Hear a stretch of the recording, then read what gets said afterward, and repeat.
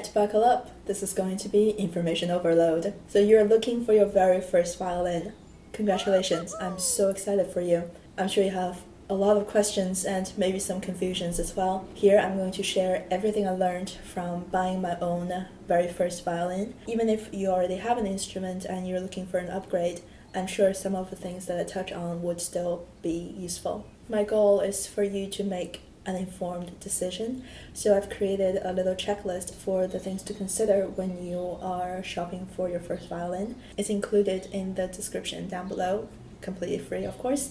The purpose of the checklist is to, well, keep you on track so that you're not overwhelmed when you're in a room with a dozen violins to choose from. I've written a blog post detailing the entire journey of my violin playing. I'll link it down below if you're interested. It includes all the violins that I tried and places I went to and what I thought of each violin.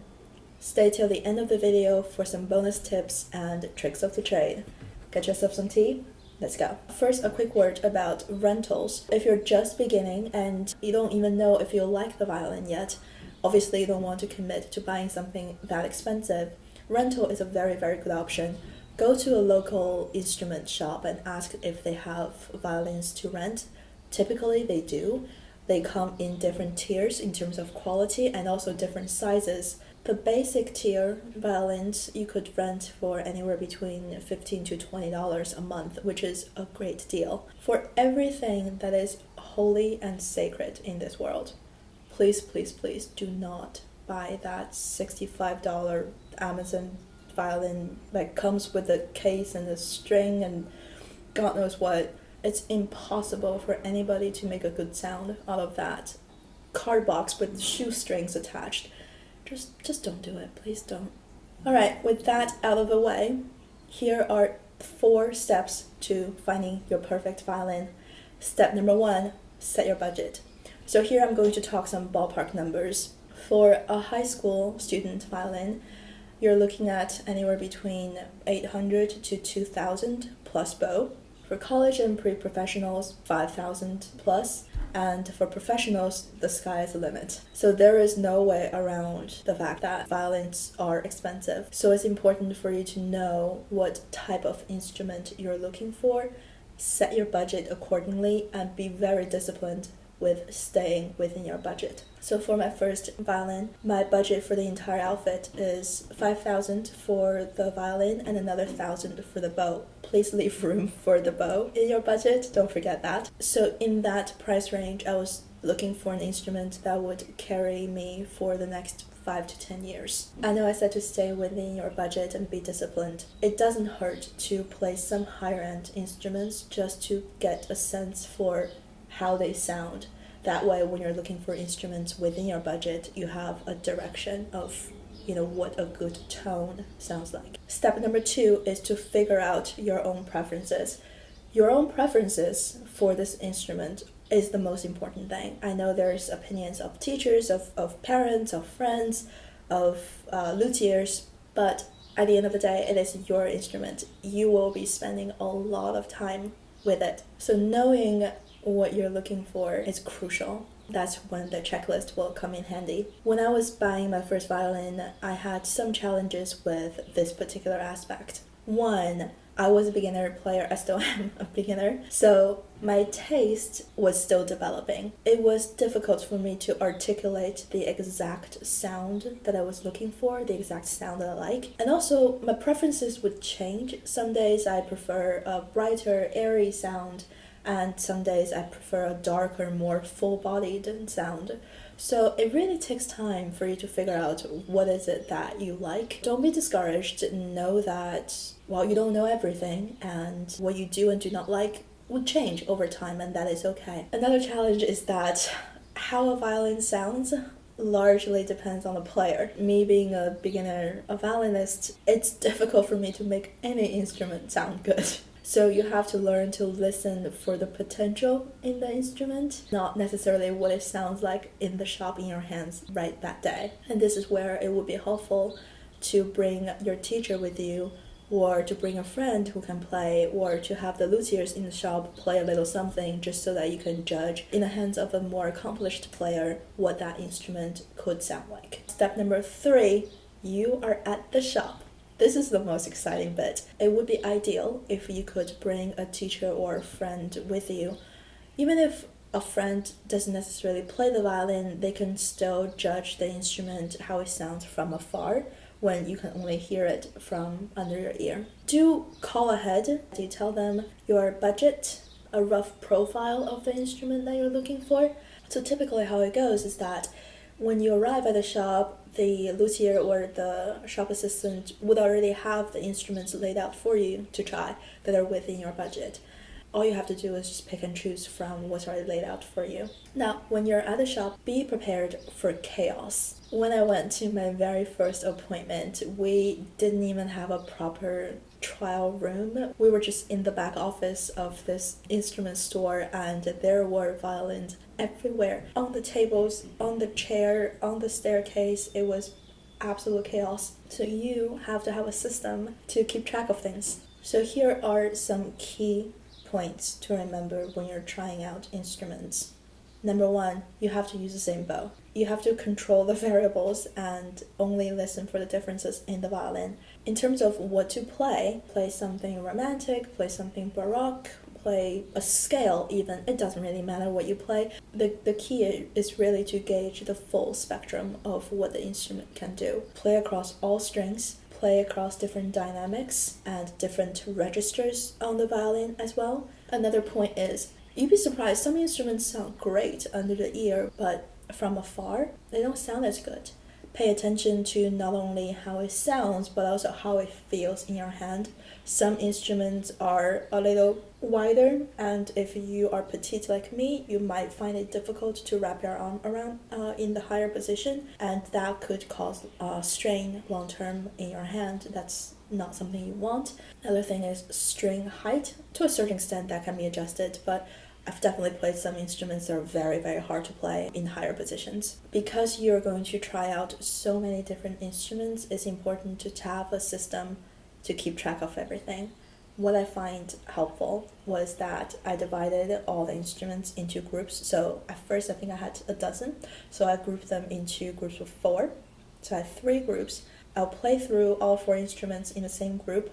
I'll rank them, do the same for the second and the third group, and then I'll compare the tops from all 3 groups and then rank these 3. If there's something you don't like, don't discount it immediately. Sometimes it might just need a little adjustment. I know this sounds very daunting, but trust me, the more you do it, the faster you become at recognizing what you do and do not like about each instrument. So this process actually goes much faster the more you do it. Step number 4, at-home trials. Most stores would give you the option to bring the instrument home to try for 1 or 2 weeks. Play as you normally would, play the same repertoire, the same exercises, keep track of what you do and do not like about the instrument. Write them down, because I find sometimes our memories are not exactly reliable. But here it's important to know that there are things that can be adjusted and things that cannot be adjusted. Sometimes if you think, oh, that E string is too bright, that could be changed, that could be a string issue. Or if you think that, oh, the instrument sounded a little closed, that could be because, the sound post needs to be adjusted, or that the instrument just hasn't been played in a while, and as you play it more and more, the sound will open up. And sometimes you don't have the right bow for it. That's also possible. So again, keep an open mind, write down what you do and do not like about the instrument, so that when you go back to the luthier, you can discuss what can and cannot be adjusted. And hopefully after these 4 steps, you will have narrowed down your instruments of choice. And even if you don't find one, that is fine. Go to another store, keep trying. Now I want to touch on some pitfalls to avoid. Number 1, what to do when you have high standards and low budget. That was my problem. I was so accustomed to hearing the Strats and Ganaris in the world played by the Hilary Hunts of the world. There is not a single instrument that I can play that would match the sound that is in my head. If you keep chasing after the better sounding instrument, there is no end to it. Don't look for the best violin. Look for the best violin for you. A very fine violin is very unforgiving. So in the hands of a beginner, it might actually sound worse because it exposes every single flaw that is in your playing, and sometimes that can be discouraging. Better and the more expensive violins might not be the best options for you, and that's okay. It's a partnership between the violinist and the violin. Find a violin that suits you, that suits your style of playing, and grow with it. Pitfall number 2, overlooking the bow. I definitely would recommend you getting the violin first and then shop for the bow that matches that violin, but do not overlook the bow. My teacher actually said that given the same budget, she'd rather the student get a better bow and compromise a little on the violin. A bow is very, very important in developing a proper technique, so please make sure that you leave enough budget to find a bow. And pitfall number 3 is looking only for faults. This is something that I was guilty of with every single violin that I play. I could always find something I didn't like. Either it's too hoarse, it's too muffled, it doesn't project enough, or it's too bright. I could always find something not to like about the instrument. But here's the thing, there's nothing that's perfect. Not violins, and frankly, not our playing. So if you keep looking for faults, you'll never find a violin you like, because there's always going to be something. So instead, what I recommend is look for things that you do like about the instrument. Does it sound sweet? Is it easy to play? That way, when you get your violin, you'll always be reminded of what it could do for you. Pitfall number 5 is not thinking about the future. I know that we are spending a lot of money on the violin and the bow. If you're looking for an instrument that suits you just right now, instead of the instrument that you can grow into in the next 5 to 10 years, yes, you are saving some money right now, but you might risk being limited by the instrument. Ideally, you want an instrument that is a little better than you're playing, and over time the instrument will educate you to become a better player, so you can rise up to the standards of the better violin. Pitfall number 5 is settling. Don't pay any money for something you don't like. If you're not ready to make a purchase, don't. If you don't find anything that you like, don't buy it. I went to this luthier and I tried many instruments from his shop, and in the end, I didn't like anything. I had a compromise. There was one that I thought, oh, maybe it was okay. And I said, oh, can I just bring this home to try? And then he said, I'm not going to send you home with something that you don't like. There is no point. And he was right. So if you don't find anything that you like, don't settle. Go to a different shop, or wait a few weeks or months, because they have new instruments come in store all the time. So here is the promised trick of the trade. When you call ahead to an instrument shop to tell them your budget, they usually are very good about staying in your budget. They might stretch you a little, but usually it's within a range. When you're trying the violin style, don't look at the price. It will skew your perception of the instrument. And your perception of how the violin sounds is largely subjective. So if you look at the price tags, your opinion might be skewed. The $4,500 violin is not necessarily worse than the $5,500 violin. It really is a matter of preference. So don't let the price dictate what you think of the violin. Having said that, some instrument shops don't have price tags on the violin itself. This is what I think you should do. Bring a friend, have the luthier tell the friend the prices of the instrument and not tell you. So you don't know how much it costs. You go try on the instruments you normally would. And in the end, when you pick out the instrument, the price is already set. Meaning, the instrument that you end up liking is not just conveniently the most expensive one at the top of your budget.